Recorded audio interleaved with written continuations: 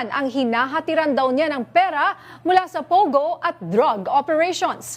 May eksklusibong umaarangkadang balita si Maan Macapagal.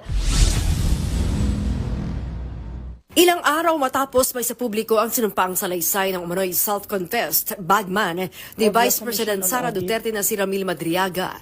Isinumite na ito sa Office of the Ombudsman para maimbestigahan. Ayon sa kanyang abogado na si Attorney Raymond Palad, ito ang pagbabatayan ng anumang administratibo o kriminal na kasong maaaring isampa sa mga personalidad na inilahad ni Madriaga sa kanyang salaysay. Na nagpayo na kailangang i-file yan sa Ombudsman kasi affidavit lang yan eh. Pag hindi mo i-final yan sa proper government agency, parang ang lilitaw niya na naninira ka lang. So, we advise him na dapat dali natin sa authority yan, i-file natin, para sila magko-conduct ng nararapat na investigation or fact-finding para ma-expound pa or malaman nila, ma-verify nila mismo sa kanya yung lalim at katotohanan ng mga kwento niya. Yan ang purpose niyan.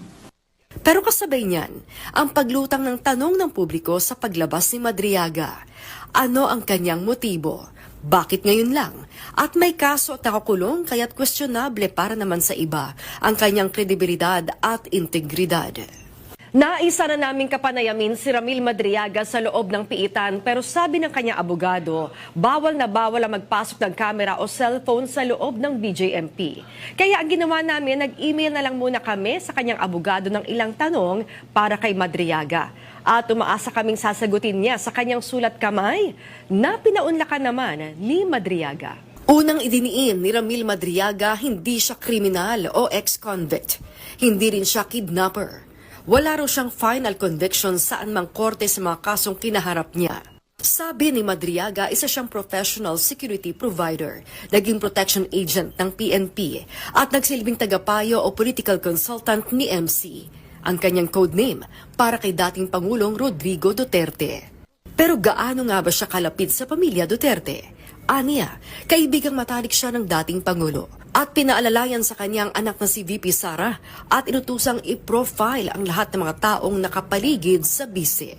Ayon kay Madriaga, para sa kanya, malaki nang ipinag-iba ngayon ng Vice Presidente na dati niyang pinaglingkuran. Labi siyang pinagtiwalaan ng dating Pangulo sa mga aniyay sikretong operasyon sa Luzon at Visayas. Siya ang nagpo-profile sa mga taong nakapaligid sa dating Pangulo. Siya rin ang nagre-resolba anuman ang maging palpak sa politika.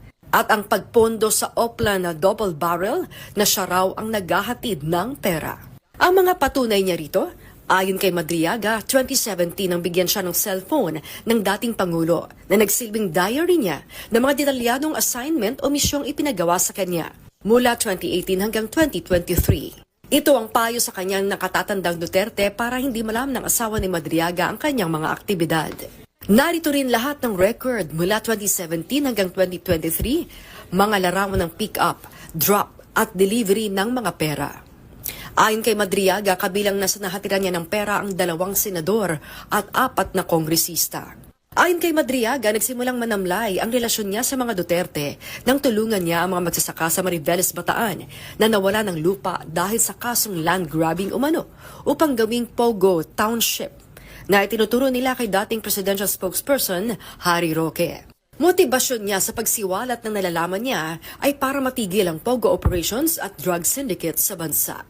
Wala ring pumilit, nanakot o ipinangako kapalit ng kanyang salaysay. Hiling lang niya ay mapalitan ang judge sa kanyang kaso.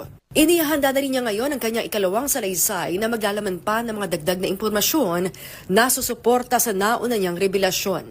Abangan ang part 2 ng aking eksklusibong panayam kay Ramil Madriaga dito lang sa PRTV at Arangkada Balita.